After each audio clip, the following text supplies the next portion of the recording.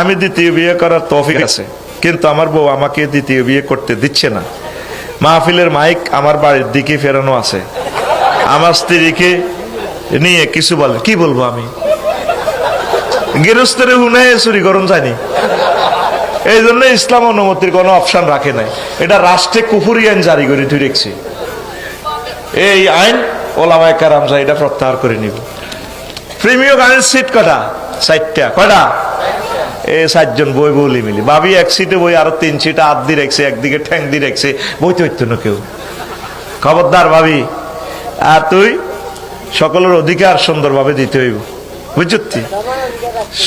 সমান অধিকার সমান থাকতো না। অজ্ঞার দিকে অজ্ঞার লাগে কলজা হারিয়ে যাবো, আর অজ্ঞা কে ইচ্ছে কে ইচ্ছে লাগে, কথা কয় কে ইচ্ছা। এটা আল্লাহ নবীও কিসমত যখন এই ভাগ করতে হতো, আল্লাহ হাজা কিসমাতি, কলব তো আপনার হাতে, মানে আর পক্ষ থেকে বন্টন করছি, কিন্তু অন্যের দিকে তো কলব একটু বেশ কম হয়ে যাবে। কি এরর?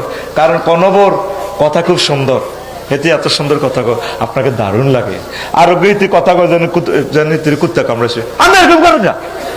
আরোগ্য হিতে যদি ব্যবহার খারাপ করে, হিতের আব্বা কিন্তু প্রেসিডেন্ট, হিতের আব্বা অনেক জ্ঞানী গুণী, তোর খুব আদর করে, জামাই বাবু কেমন আছো, আসো। তো এসব কারণেও কোনো বরে বালা লাগে, কোনো গারে কিছু খারাপ লাগে, কোনো গারে কম লাগে। রুল নম্বর 1 যৌথ অষ্টেন দিতে হাইতি ন কইছে না আল্লাহ, ফায়দিলু কইছে না, ফায়দিলু 100% করা সম্ভব নয়। ইমাম মওদুদী রাহিমাহুল্লাহ তাআলা ওই ইসলামী বহু বিবাহে এই ব্যাপারে আরো সুন্দর সুন্দর কথা বলেছেন। ওই অপশনটা দেখে নেওয়ার জন্য জোর আমন্ত্রণ জানানো হলো। তো এই জন্য বাবির দিকে মাইক গেছে, বাবির হুনেচ্ছা, কলজাত আগুন লাগাচ্ছা।